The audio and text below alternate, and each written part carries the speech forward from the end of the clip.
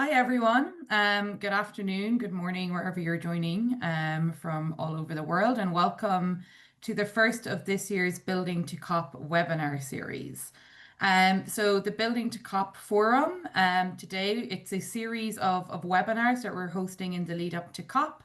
And today we're going to focus on COP 101, a bit of a briefing on what COP is, what it means, and what we can expect as we are working collectively in this sector on the road to COP. So today we're just going to go through quite an exciting agenda. So those of you who will be familiar with the format will remember that we do a round of introductions explaining who this coalition is. We will have a very exciting fire starter presentation from Paul Watkinson, who has previously led negotiations for France and the EU in the climate space. So really excited to hear the insights from the negotiators who are always working very hard at COP. I'm going to take us through a little bit of a COP 101, how it's evolved, what we're expecting to potentially see this year.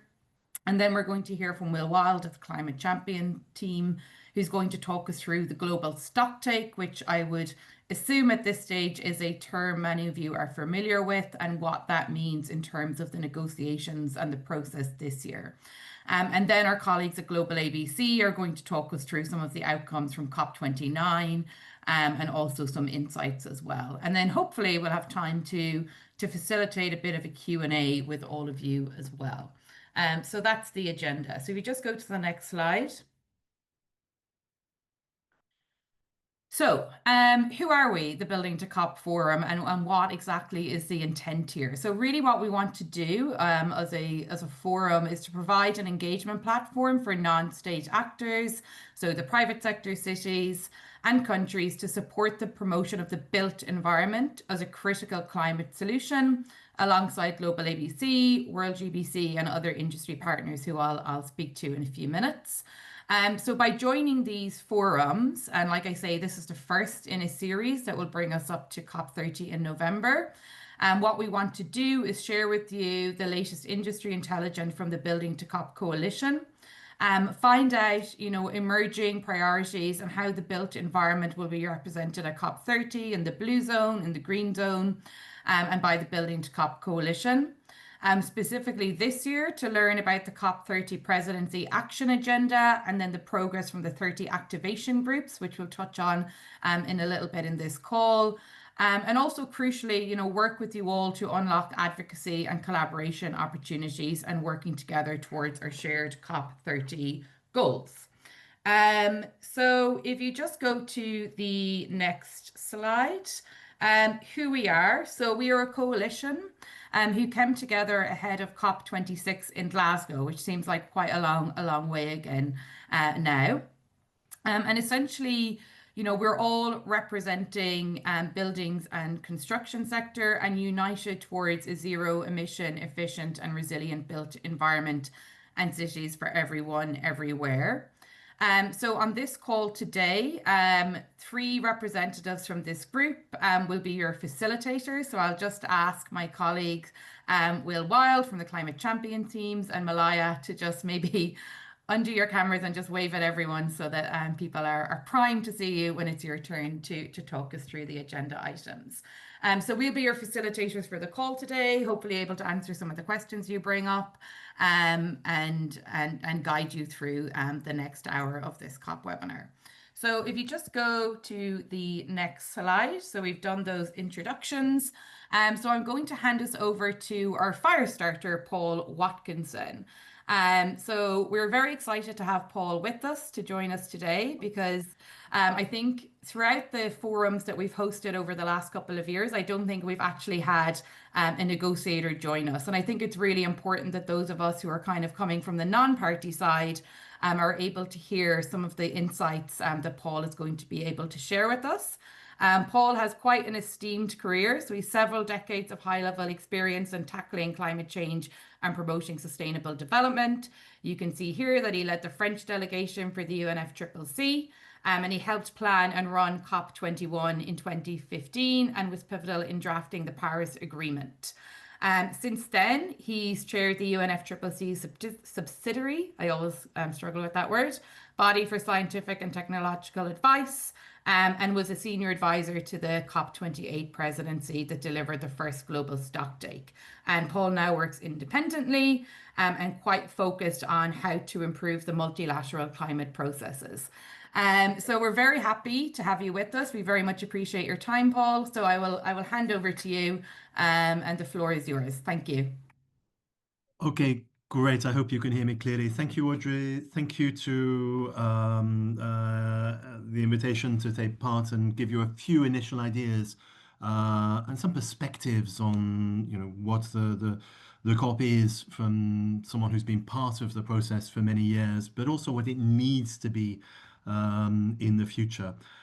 You're asking me to give it from a negotiator's perspective, but in fact, I'm no longer a negotiator. I've been in this process for over 25 years.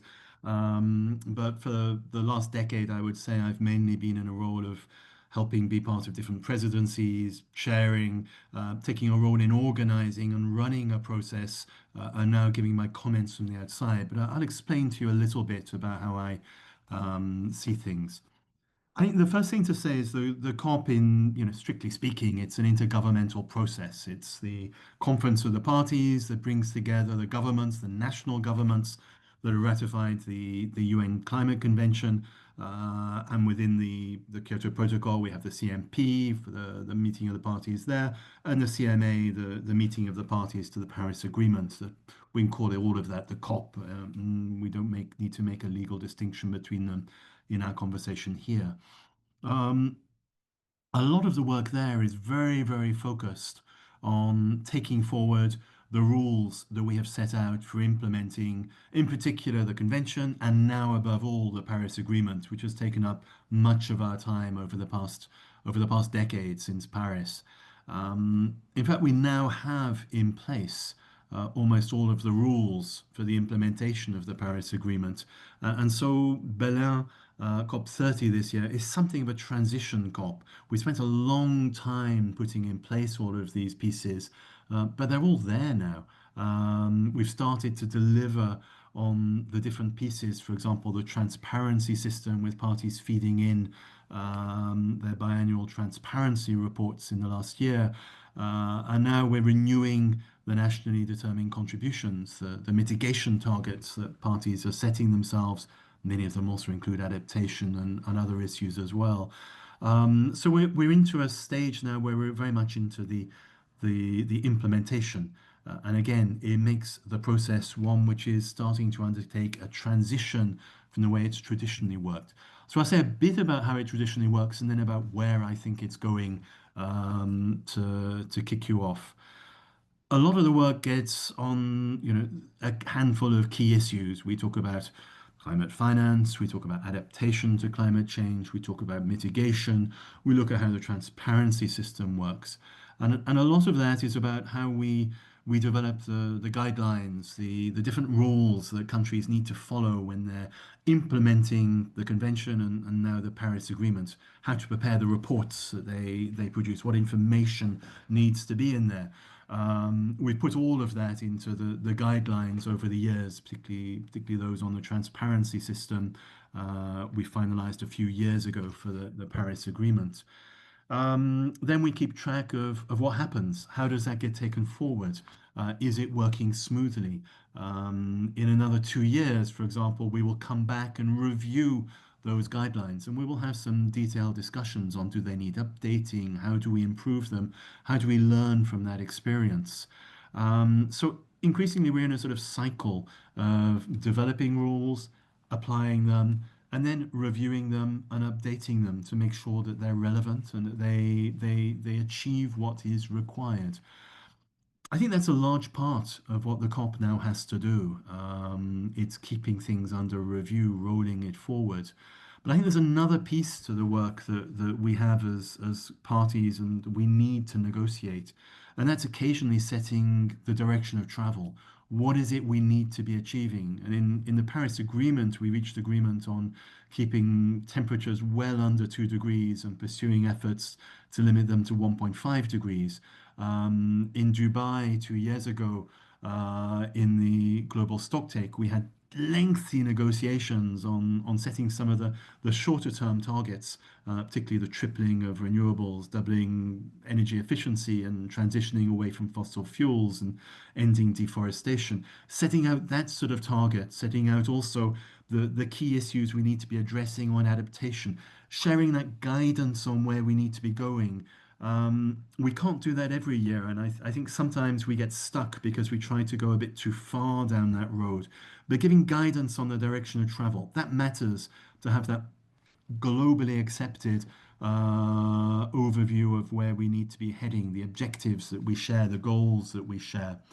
So it's the rules and the applying them. It's where we're going.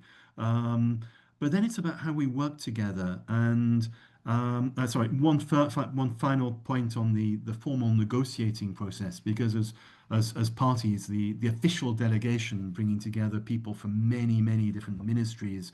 When I ran the French delegation, my own post was attached to the ecology environment ministry, but we brought in colleagues from our foreign ministry, from finance ministry, from our agriculture ministry to deal with all the many different issues that we were addressing. Running that is a complex business. We prepare a lot in advance, not just at the COP, but also using the June session of 2 weeks when parties meet in the subsidiary bodies, prepare a lot of the work for the COP. Um, but preparing all of that side of things, working together, fixing our own positions, working within our negotiating groups. As a French delegate, I spent a lot of time in European Union coordinations. Colleagues from Africa would spend a lot of time working with the African group of negotiators. Other groups spend their time working with their colleagues.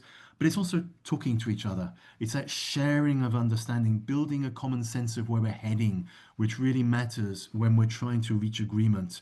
If we all just turn up in a COP and set out our views and we can't find ways forward, we haven't made progress. So we have to prepare that ground. We have to talk to each other a great deal.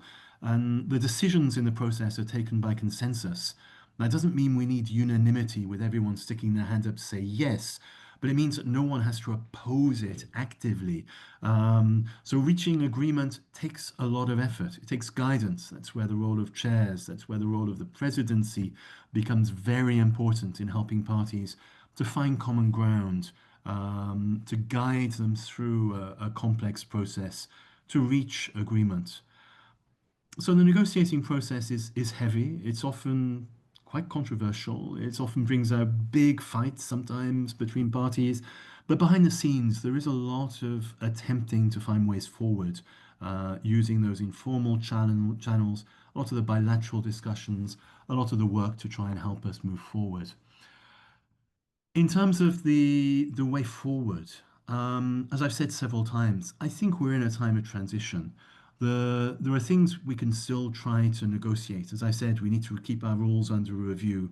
I think in 2 years' time, in 2020, 3 years' time, in 2028, we'll have a second global stocktake when we'll look at where we are and maybe set ourselves some further sort of common targets, some common objectives for 2030, but maybe 2035 to go beyond what we did in Dubai.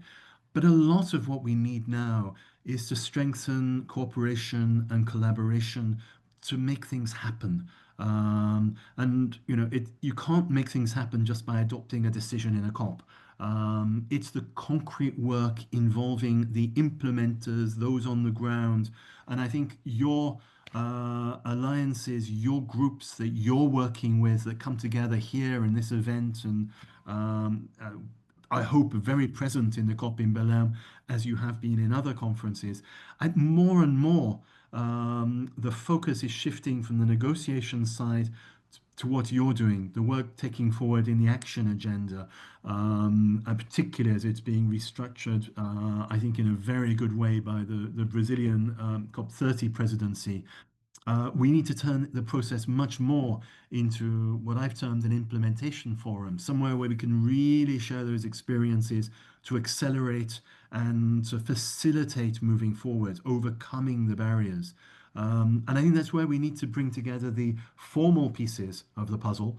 We have a lot of work programs, expert groups, which are delivering a huge amount of information.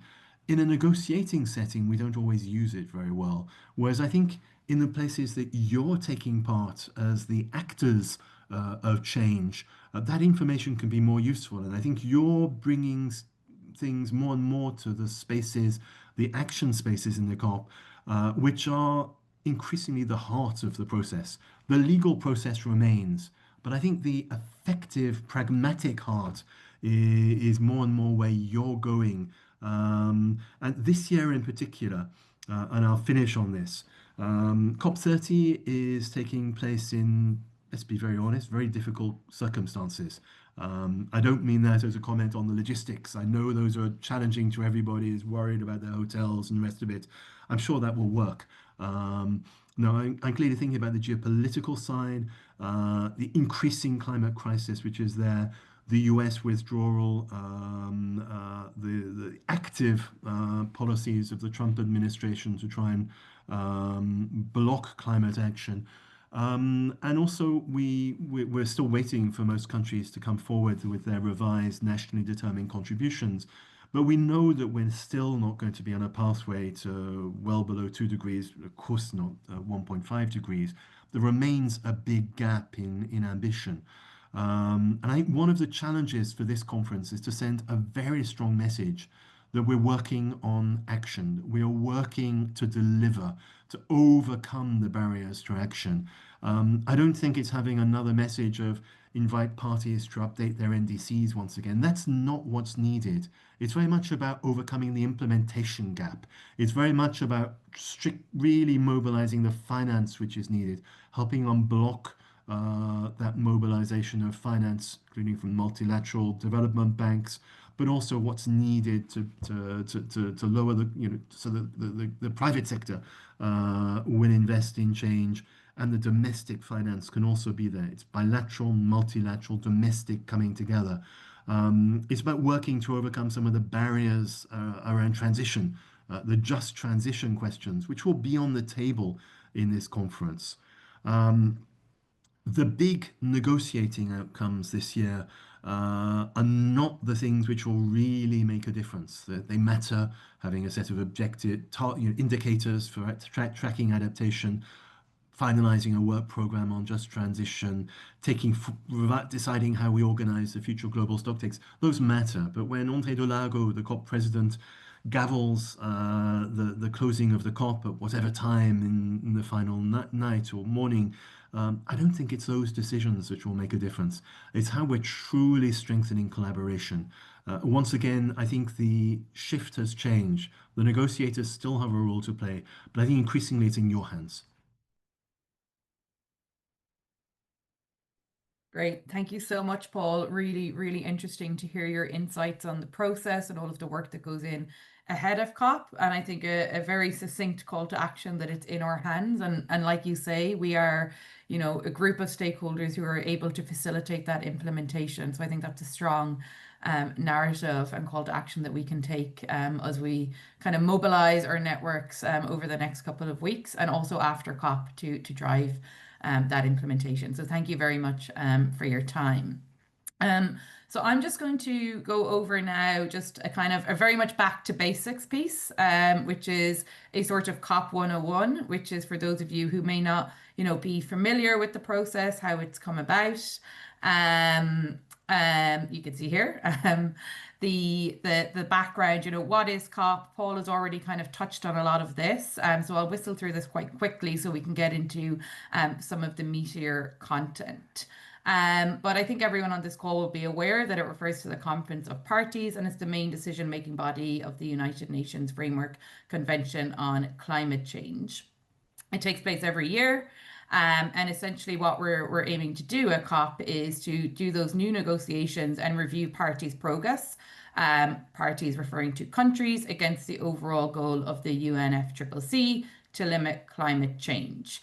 I think we're all fairly familiar with the outcome of the 21st session of COP, which was COP21. This led to the Paris Agreement, and that mobilized global collective action so that we're working towards a limiting global temperature increase to 1.5 degrees above pre-industrial levels. So that's sort of the evolution that we've seen of COP. So who attends? Nearly all of the countries in the world are party to the UNFCCC. Paul has alluded that maybe at the moment, not all countries are participating, and that reflects some of the kind of more challenging political context. In COPs over the last previous years, we've seen approximately 200 world leaders, 30,000 delegates. And nearly 70,000 participants. And then each year, COP is held in a new location, and this year it's going to take place at the City Park in Belém in Brazil. So it's been, sort of dubbed the COP in the Amazon. And the idea is to host it amid the backdrop of the unique biodiversity that is in the Amazon, and a reminder on the need, to protect that. So if you just go to the next slide. So at COP, there's kind of two different zones. Those of you who have been there, who have been working on COP will be familiar with this. But the blue zone is kind of where the official negotiations take place. So that's where you will see the world leaders convene, where the media are based, and importantly, where the negotiators are based. And then for those of us who are part of the Building to COP coalition, it's where we kind of sit as the observers to the negotiation. So that blue zone is a UNFCCC managed site. It hosts those formal negotiations. There's also, a whole host of pavilions that take place, lots of discussions. It's a forum, to bring together different stakeholders to discuss, not only the negotiations, but also the collaborations that are needed. And to Paul's point, specifically, how do we move towards that implementation piece, which I think would be a really important dialogue that takes place in the blue zone this year. And then we also have the green zone, and that's where you will see delegates who are not accredited to participate in the blue zone. So lots of industry are represented there, youth groups, civil society, academia, and the idea is that they are able to have their voices heard through exhibitions, workshops, and talk that promote those inclusive dialogues and awareness about climate action. So as I said earlier, this is a series of calls. So in the next calls, we'll be going into a little bit more detail as to how we see the evolution of events, etc., that are being curated across the blue zone and the green zone. So very much watch this space on that one. If you just go to the next slide. We're not going to go into too much detail on COP30 because we're going to touch on that in future sessions.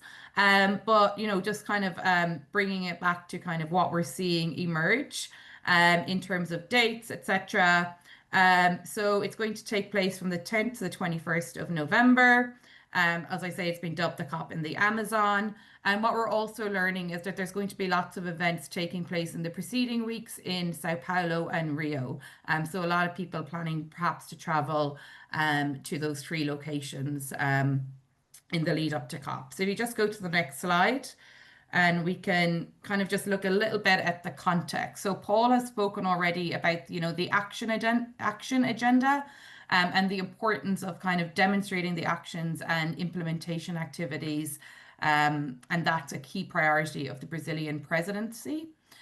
So a real focus there will be on, how to turn the global stocktake into action. The presidency have stated that this will be sort of a guiding document in terms of, how decisions are being made, anchoring the outcome for COP30 in those global stocktake. So Will, in a few minutes, is going to talk us through the global stocktake and how it relates to buildings. I'm sure many of you will heard about, the presidency's call to mobilize a global Mucheiro, which is inclusive collective climate action. And that's something that was very much evident in the response in Brazil to the floods that took place in Rio Grande last year. And how are we mobilizing sort of local communities who are impacted by climate change to address these kind of global challenges. And also, context as well is, again, that point on implementation and also what happens after COP. So the negotiations are one thing, but what are we in particular as non-party actors doing to champion implementation, inclusion, and innovation? So if you just go to the next slide. Those of you who are following the communications from the COP30 presidency will be aware that there's 6 axes and 30 objectives that they have put forward for this presidency. So the 6 axes you can see here on the left-hand side is on transitioning energy, industry, and transport, stewarding forest, ocean, and biodiversity, transforming agriculture and food systems, build resilience for cities, infrastructure, and water, fostering human and social development, and unleashing enablers and accelerators. So that's more of a cross-cutting one, number 6. It's under all of these. And then if you just go to the right-hand side, I haven't listed here all of the 30 objectives that sit under those 6 axes, but I've just pulled out the ones where there's an obvious relevance for the building sector. So that's the tripling renewables and doubling energy efficiency, sustainable and resilient constructions and buildings, and then 13, resilient urban development, mobility, and infrastructure. So for each of those 30 objectives, the COP presidency has created what are called activation groups.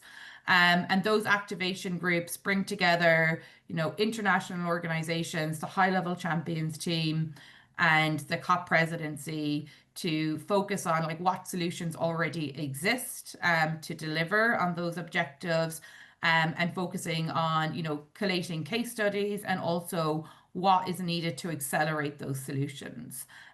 So those of us in the Building to COP coalition, I think we sit collectively on quite a few of those groups, and our remit in that role is to be championing, how buildings can contribute to each of those objectives. So we'll be able to go into more detail on some of the outcomes of those discussions in future forums.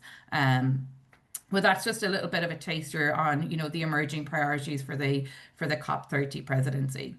So if you just go to the next slide. I have talked a little bit about the global stocktake. Paul has also mentioned the global stocktake.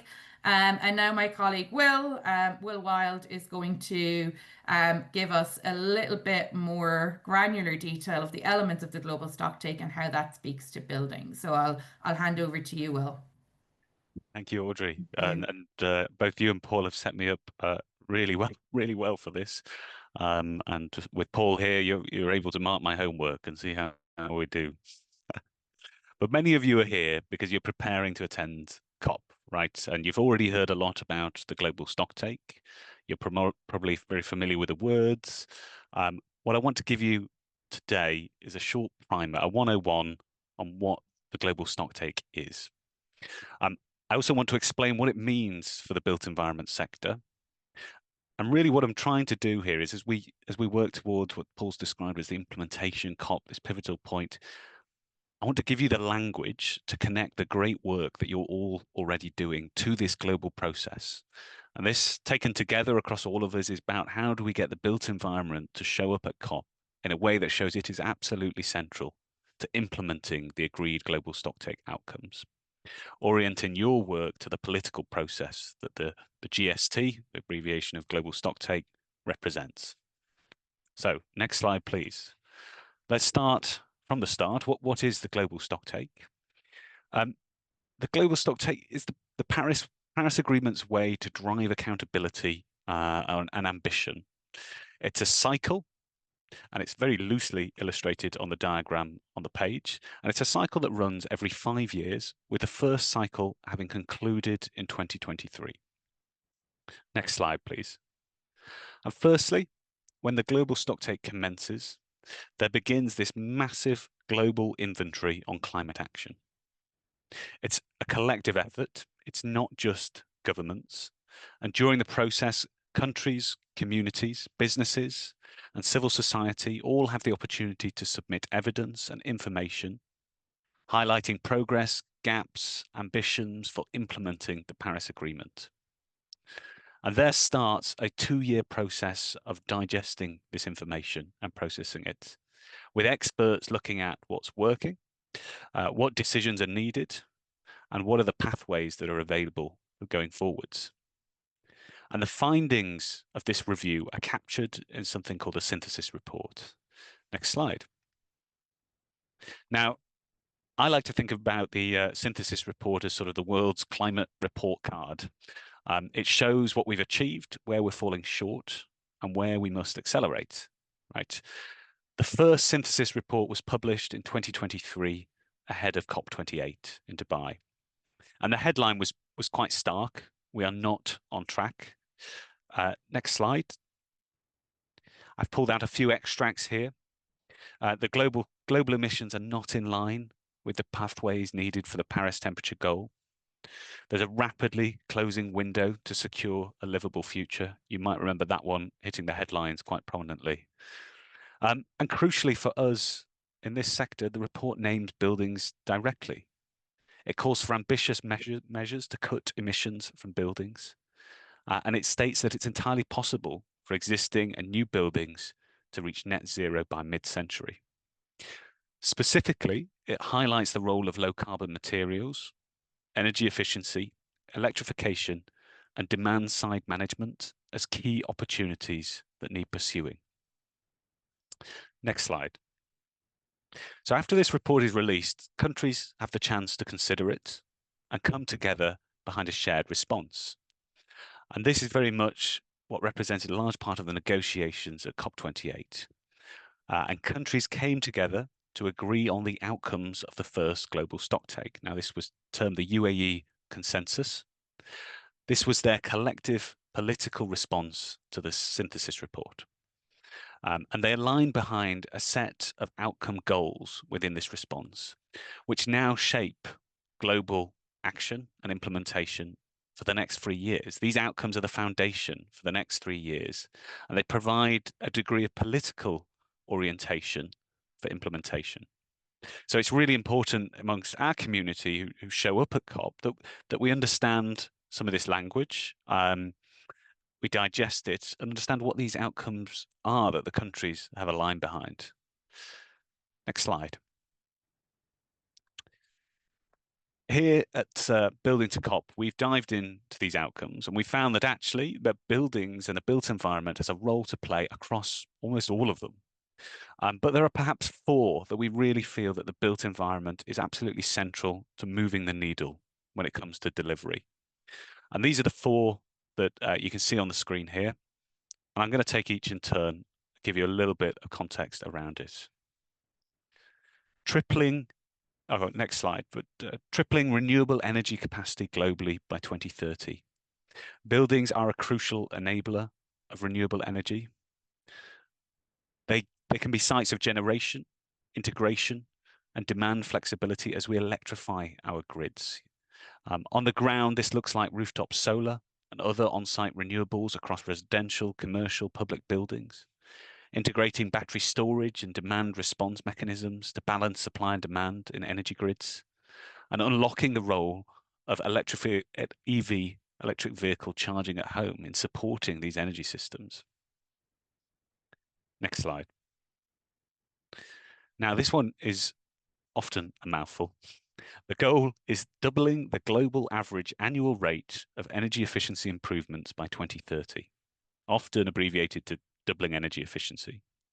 And the IEA have really provided some clarity here. The IEA have shown that buildings are the single largest source of potential energy efficiency gains globally, offering 40% of the gains needed to double the global average annual rate of energy efficiency improvements by 2030.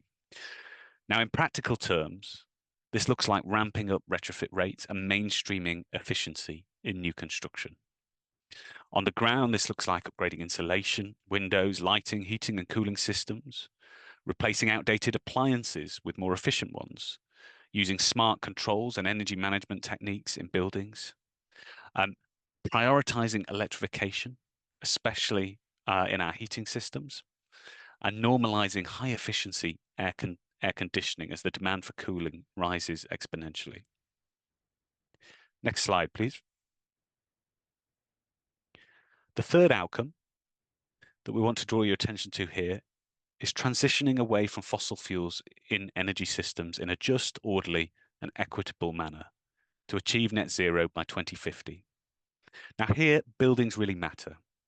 They account for 1/3 of energy-related emissions, and the 2 main sources of direct emissions, those that occur on site in a building, are heating and cooling. I keep getting that wrong. Heating and cooking. The report this year by the Energy Transitions Commission offers some useful insights to actually help you think about this. Heating globally represents 80% of direct fossil fuel use in buildings. They've confirmed that it could be almost entirely electrified with heat pumps and district heating networks. Meanwhile, cooking represents about 15% of direct fossil fuel use in buildings. High-income countries should fully electrify cooking by 2040, China by 2050. And in low-income countries, the priority is ending the use of biomass, which has severe health impacts and is highly inefficient in its nature. Done right, this transition in buildings, particularly around cooking, could really demonstrate what it is to have an equitable transition, what this looks like, with these actions delivering not only on climate goals, but on health and bringing economic benefits as well. Next slide. And finally, the outcome of increasing the resilience of infrastructure and human settlements to climate change impacts to ensure basic and continuous essential services for all. Now, a resilient built environment is the foundation of safe, thriving communities. This looks like designing and retrofitting to withstand extreme heat, flooding, storms, wildfires, droughts, protecting critical infrastructure like hospitals, schools, housing, and utilities.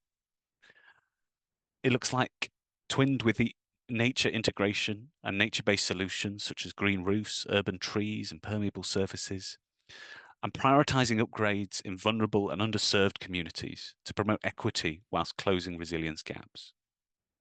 Next slide.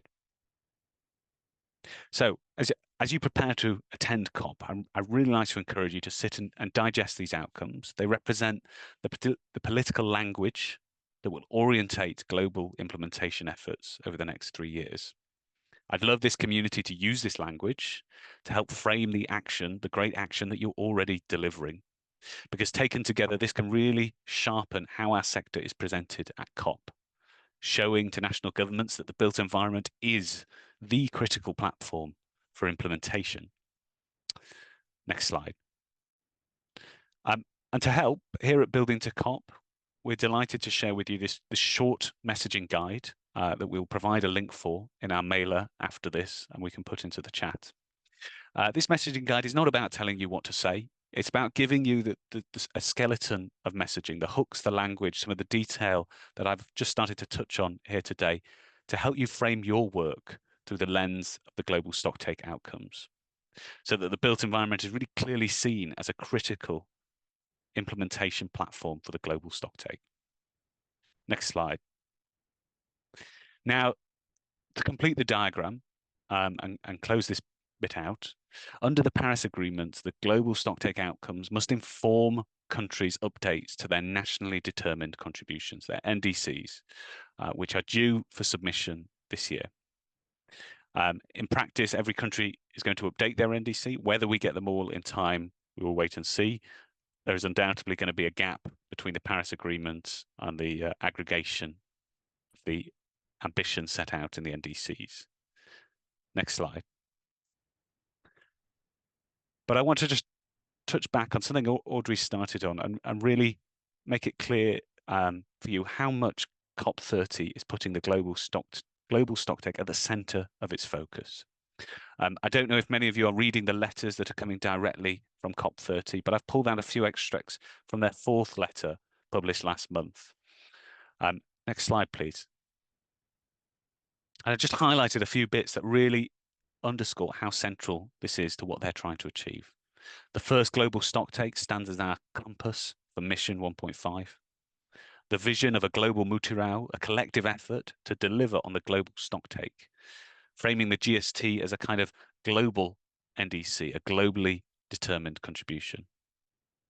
And a real call that the action agenda must drive momentum towards full implementation of the global stocktake. So as we head to COP30, our job is to show that non-state actors are already delivering these outcomes. They're proving that it's not only possible, but increasingly profitable and popular. Thank you.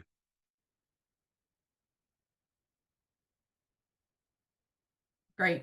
Thank you so much, Will. So I think really important, I think, to to understand the global stocktake, and thank you for bringing us through that. And also, I think if we can share a link perhaps for the messaging guide and share it after the calls, I think that would be really beneficial, because I think, as well as very clearly articulated, there is a key role for our sector to deliver on the requirements that exist within the GST. So we're kind of coming towards the end of our call, so I'm going to now hand over to our final facilitator of today's session, Malaya Lasley, who is joining us from the Global Alliance for Buildings and Construction. And those of you who go to COP will be very familiar with Malaya, who runs the Buildings Pavilion there. So over to you, Malaya. Thank you so much, Audrey. Yes, I'm Malia. I support the programs and events at the Global ABC. And yeah, for us, when I say us, Global ABC community and Building to COP community, COP represents the unique opportunity to place the built environment at the center of climate action, to support cities, regions, and countries in addressing the triple planetary crisis of climate change, of biodiversity loss and pollution, and accelerate climate change mitigation and adaptation efforts. So this is really the place to be. And just if we can go to the next slide, please. If I'm going to follow on Will's explanation on the global stocktake, where it's a cycle and it's a cycle, a general cycle that countries follow. Also, COPs for the built environment is a cycle where it's the place to take a step back and reflect and share with the world what has been done in a year. So this is why we have the Buildings and Cooling Pavilion that took place last year and hosted more than 40 events, like 3 sessions per day, and we live stream all the sessions for everyone to participate and join and engaged. What did we so reflecting to that launch last year, we launched some products such as the Climate Action Roadmap Toolkit, Global ABC Sufficiency Report. Next slide, please. All the outcomes of the hubs and action groups of the Global ABC, the 10 whole life cycle recommendations for buildings breakthrough, bio-based materials compendium, so on and so forth, to showcase that the built environment needs to be taken into account within climate action. The COP29 was the opportunity as the follow-up action of the Global Forum on Buildings and Climate. Next slide, please. To launch the Intergovernmental Council of Buildings and Climate. Next slide, please. Yeah, so this one, I don't know. Yes.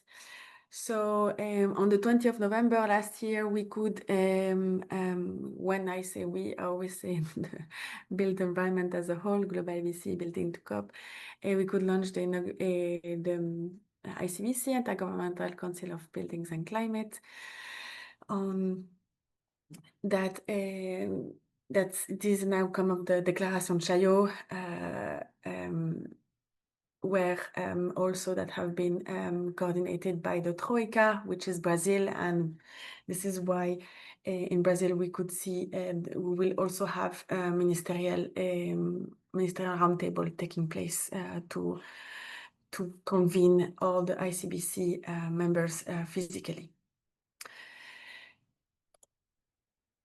Next slide, please. Also, we a new confirmed direction of the built environment is to highlight subnational action in NDCs. So together with the Marrakesh Partnership for Global Climate Action, we stressed how we showcased how multi-level governance action is important to achieve mitigation and adaptation co-benefits. It was also the opportunity to launch the subnational cooling pledge supported by more than 25 cities and regions. Also reflecting the built environment effort. Next slide, please. The buildings breakthrough priority action could start launching their products, showcasing the global framework for actions and in demand creation, or the blueprint for solutions deployment developed led by Solar Impulse Foundation, and as well as interim reports for B1 and B5. Last but not least, in terms of roadmaps, roadmaps are very important to guide countries. Last slide, please. To reflect, to help parties and subnational parties to start their built environment decarbonization. So we launched the toolkit that last year at COP, and we expect to showcase at COP30 the first results on site implemented. Thank you so much. Great. Thank you so much, Malaya. So as you can see, there's lots of content that we is driven from the Buildings Pavilion, and we're expecting to see at Buildings Pavilion at COP30 this year as well. So hopefully that will be a really useful space where we can facilitate announcements, further initiatives, and also see the outcomes of the activation groups that many of us are part of that is linked to the COP agenda. So I may just ask Will, Malaya, and Paul to just quickly turn your cameras back on. I think I saw one question come through, which I believe has been answered. So I don't know if people have been able to see the question, so I'll maybe just reiterate. So it's a question from Luca from WBCSD, who's asking regarding, I think to paraphrase, what can we expect from this COP from all the party when we're in a kind of a Trump world, as Luca says, and what does a lower level of success look like, and what is kind of a realistic success? What could go wrong and how? And Paul, you've given quite a thorough message, which hopefully people can review, but I'm just wondering if you want to elaborate a little bit on that further. I mean, I won't elaborate at length because much of it is points that I'd already tried to highlight in my original comments. It's very much that we have a context which is difficult. Clearly, the US position is withdrawal and pushing back very strongly on climate action is a problem. But as I said, it's also the level of climate action that we're going to see in the NDCs, the nationally determined contributions.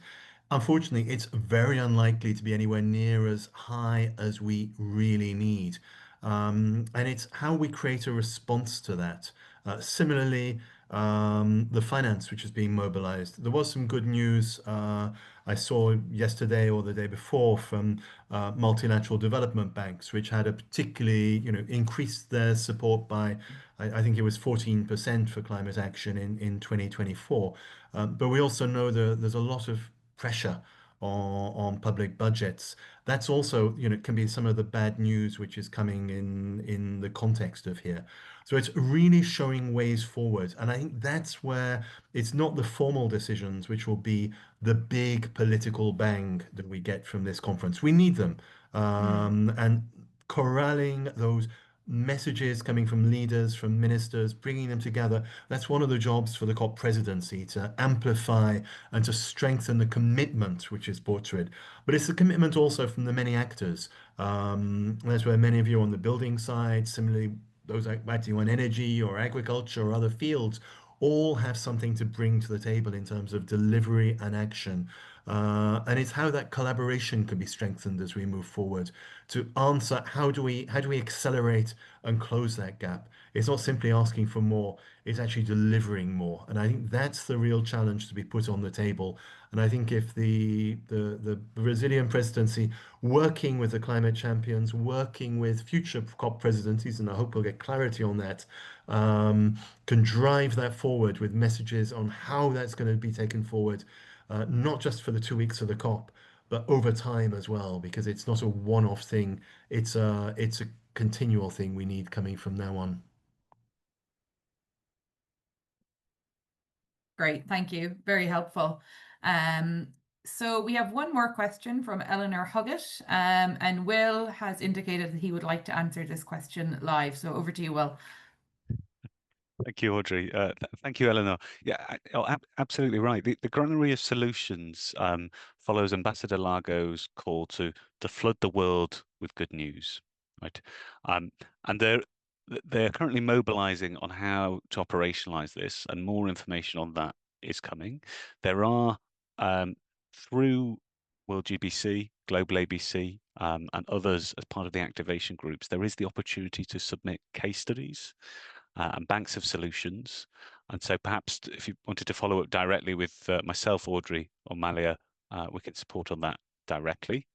But it's going to be twinned with a wider communications campaign as well, that more information will be shared on that soon, and how we can get that message out there across the widest possible audience.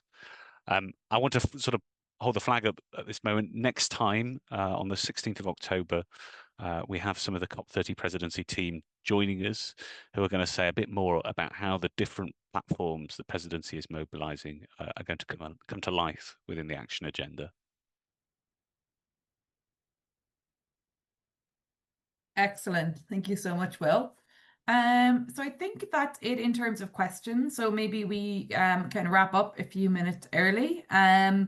I want to thank all of our presenters today, particularly want to give a special thank you to Paul. It was really interesting to hear those insights and learn, what life is like as a negotiator. So we really appreciate your time in sharing that with us.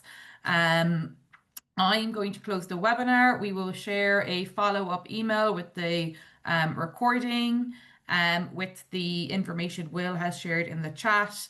And also just to say, we'll also be sharing the link for the next forum, which is going to be focused on COP30, what we're expecting to see in a bit more detail there. We'll obviously have a lot more information on the events and how that's emerging, the priorities that we'll be seeing in Sao Paulo in the week before, and also some summits that are taking place with the city summits and local leadership summits in Rio as well. So we'll be able to do an update on all of that. So pencil it in your diaries for the same time on the 16th of October. So with that, we'll close the webinar, and thank you all for your time and your attention.